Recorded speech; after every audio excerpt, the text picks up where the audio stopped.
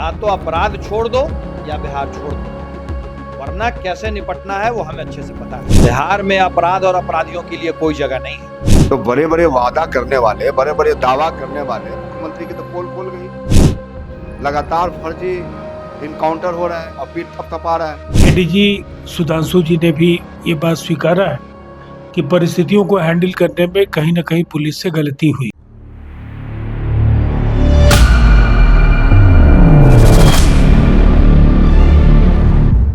नमस्कार, watch news देख रहे हैं आप। मैं हूं आपके साथ प्रज्ञा। देखिए, भोजपुर में भरत भूषण तिवारी का जो इनकाउंटर होता है और इलाज के दौरान उसकी मौत हो जाती है, यह घटना कई दिनों से चर्चा में बनी हुई है और अब एडीजी सुधांशु कुमार ने भी गलती मानी है।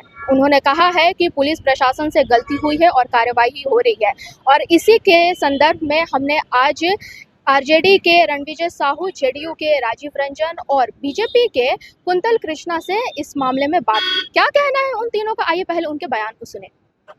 अब तो लगातार पुलिस मान रही है, पुलिस का मतलब सरकार।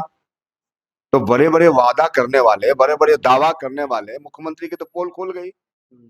लगातार फर्जी इनकाउंटर हो रहा है और पीठ थपथपा रहा है। तो सरकार कब माफी मांगेगी बिहार की जनता से और भरत तिवारी की मां से? ये हम पूछना चाहते हैं, जानना चाहते हैं। ये तो माननीय मुख्यमंत्री जी का बयान है।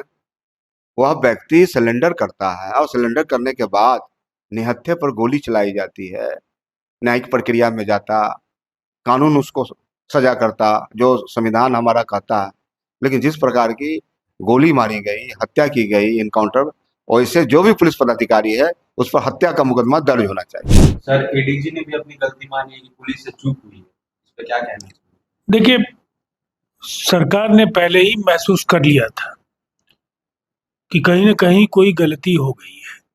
पुलिस की भूमिका को लेकर के जो सवाल खड़े हो रहे थे, उसके बाद ही बिहार के मुख्यमंत्री सम्राट चौधरी जी ने पूर्व सेवानिवृत्त जस्टिस पटना हाई कोर्ट की अध्यक्षता में एक जांच समिति का गठन करने का निर्देश दिया, और उसके बाद एडीजी सुधांशु जी ने भी ये बात स्वीकारा है कि परिस्थितियों को हैंडल करने में कहीं न कहीं पुलिस से गलती हुई है। कुछ पुलिस कर्मियों का निलंबन भी हुआ है, अनुशासनिक कार्रवाई भी की गई है। अब रिपोर्ट आने दीजिए, फिर उसके बाद जिन पहलुओं पर आगे जो भी फैसले लेने होंगे राज्य सरकार करेगी।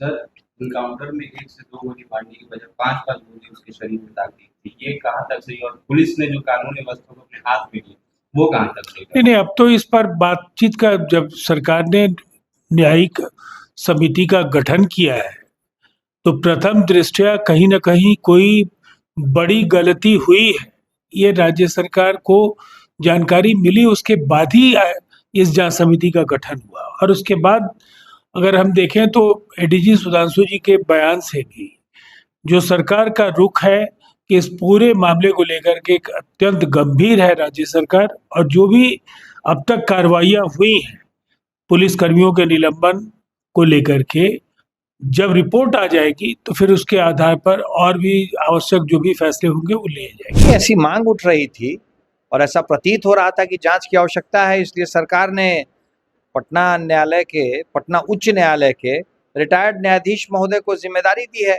कि जांच करके पूरे तथ्यों को सामने लाए, दूध का दूध और पानी का पानी करे। देखिए, बिहार में सिर्फ और सिर्फ कानून का राज चलेगा और ये नियम सब पे लागू है, चाहे आप वर्दी में है या वर्दी में नहीं है। आपको काम कानून के अनुसार ही करना पड़ेगा, कानून के दायरे में रह के करना पड़ेगा। अगर कोई व्यक्ति कानून के दायरे से बाहर जाने की कोशिश करेगा तो कानून फिर अपना काम करेगा। देखिए, अभी जांच चल रही है, न्यायिक जांच चल रही है, थोड़ा इंतजार कर लीजिए, रिपोर्ट आ जाने दीजिए, सारी चीजें सबके सामने होगी। जांच में जो भी दोषी पाया जाएगा सरकार उसके साथ बहुत सख्ती से पेश आने वाली। एक बात बिल्कुल स्पष्ट है, बिहार में अपराध और अपराधियों के लिए कोई जगह नहीं है।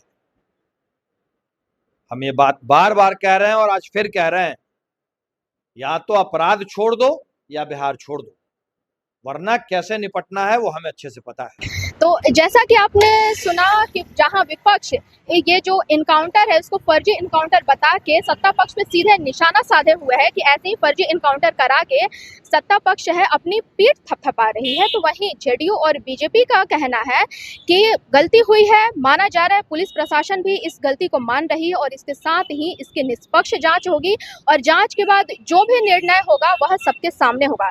अब इस पे आपकी क्या राय है हमें कमेंट बॉक्स में जरूर बताइएगा। देखते रहिए वॉच न्यूज़। धन्यवाद।